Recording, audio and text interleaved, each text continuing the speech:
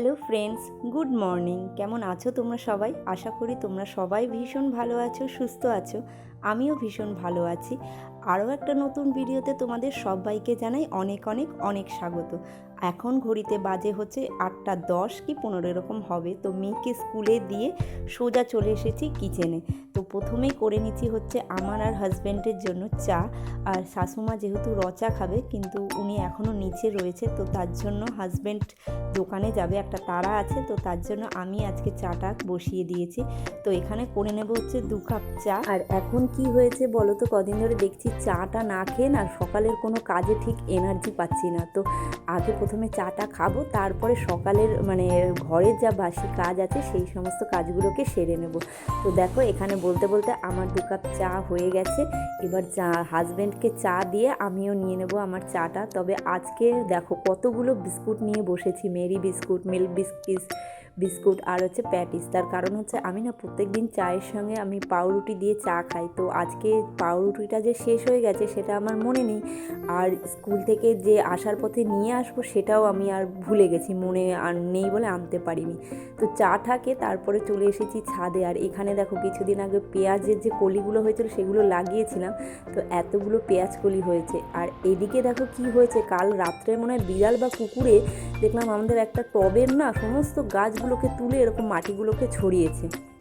তো দেখো বলতে বলতে এতগুলো পেঁয়াজ কলি আর নিয়ে এসেছি, আজকে ওটা রুটি দিয়ে হবে ভাজা। তো তারপরে সেটাকে শাশুমার কাছে দিয়ে এসে আমি চলে এসেছি সোজা ঘরের কাছে হাত দেবো বলে। তো দেখো প্রথমেই বাসি বিছনাটাকে আমি চটপট করে ক্লিন করে নিচ্ছি। আর এই যে বিছনাটা না প্রথমে টান টান করে পেতে রাখলে না দেখতে এত সুন্দর লাগে যে কি বলবো। আর আমার বিছনায় প্রচণ্ড বালি হয়, যেহেতু মেয়ে খেলাধুলো করে এই বিছনার ওপরে, তো তার জন্য না প্রচণ্ড বালি হয় বিছনাটার ওপরে। তো বিছনাটাকে ঝেড়ে তারপরে আমি ঘরের নিচটাকে মাসিমণিকে ঝাড় দিতে দিই। তার আগে দিই না, নাহলে আবার সেই নোংরা পড়বে, আমাকে আবার ডবল করে ঝাড় দিতে হবে। তো দেখো এখানে আমার বাসি বিছনা তোলা টোটালি কমপ্লিট। আর এখানে যে এই চুড়িদারটাকে একটুখানি ভাঁজ করে নেব, এটা হচ্ছে শিব পুজোর দিন পরে আমি গঙ্গায় গেছিলাম। তো স্নান করে আসার পরে নাকি আমি শুনেছি যে শাশুমা বলে যেদিন গঙ্গা স্নান করে সেদিন নাকি গঙ্গার সেই ভেজা জামা কাপড়গুলো ধুতে নেই। তো তার জন্য রেখে দিয়েছিলাম, পরের দিন ধুয়েছি। আর এখন দেখো এটাকে জাস্ট পাটে পাটে ভাঁজ করে নেব।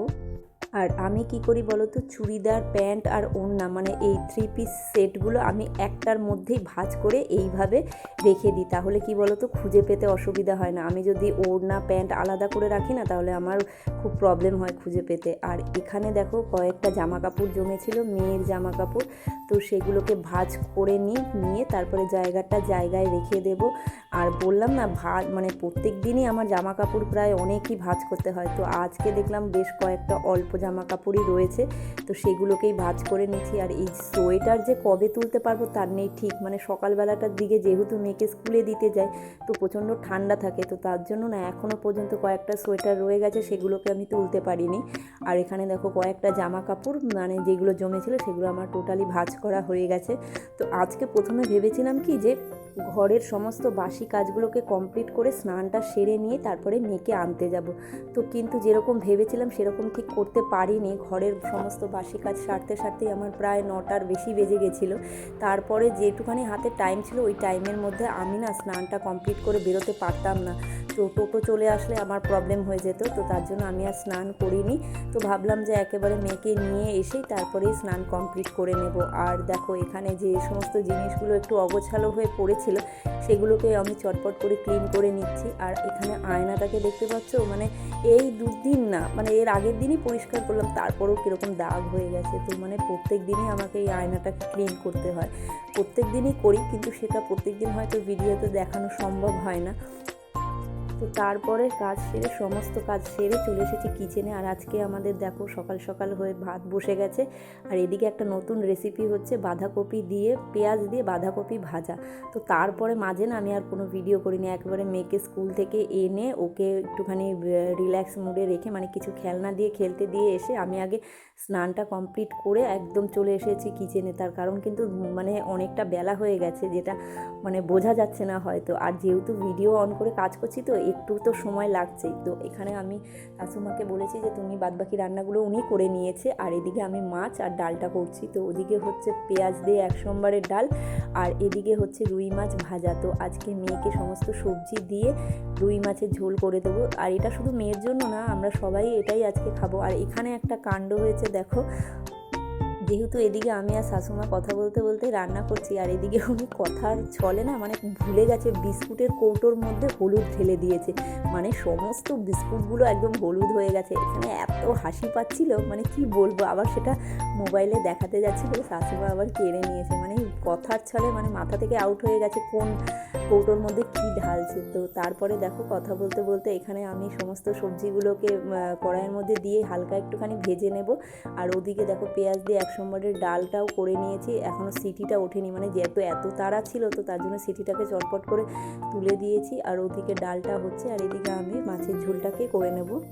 আর এদিকে আমাদের মধ্যে কি গল্প হচ্ছিল বলো তো, যে কার বিয়েতে কীরকম খাবারের আইটেম ছিল, কতটা খাবার নষ্ট হয়েছিল, মানে এই ধরনেরই আলোচনা হচ্ছিল। যেহেতু আমাদের বাড়িতে সামনেই একটা অনুষ্ঠান আছে, তো সেটার ব্লগটা তোমাদের সঙ্গে অবশ্যই শেয়ার করব, সমস্তটাই তোমাদের সঙ্গে শেয়ার করব আস্তে আস্তে। তো তোমরা দেখতে থাকো। তো বাড়ির অনুষ্ঠানে যেহেতু সামনেই একটা অনুষ্ঠান, তো ওই অনুষ্ঠানের কথা বলতে বলতে আমাদের সকলেরই বিয়ের অনুষ্ঠানের কথা নিয়েই শাশুমা আলোচনা করছিল, যে মানে প্রচুর খাবার নষ্ট হয়ে গিয়েছিল। তো দেখো এদিকে বলতে বলতে আমার সমস্ত ভাজা কমপ্লিট, আর রুই মাছের ঝোলটাও হয়ে গেছে, আর এদিকে হয়েছে পেঁয়াজের ডাল।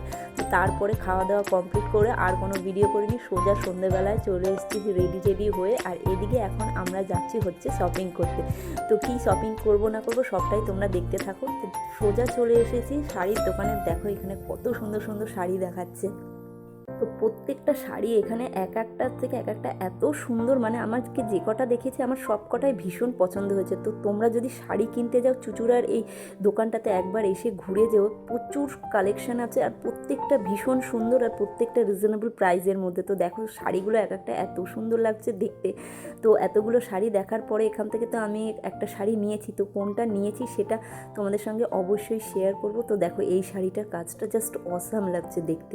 এটা না মানে লাইটের এই ধরনের কালারগুলো লাইটে একরকম লাগে, আবার অন্য মানে আবার যদি লাইট না থাকে তাহলে সেখানে না অন্যরকম লাগে। দেখো এই শাড়িটাও ভীষণ সুন্দর লাগছে দেখতে, মানে কালেকশানগুলো এত সুন্দর সত্যি কথা বলতে, আর প্রত্যেকটা কিন্তু রিজনেবল প্রাইসের মধ্যে।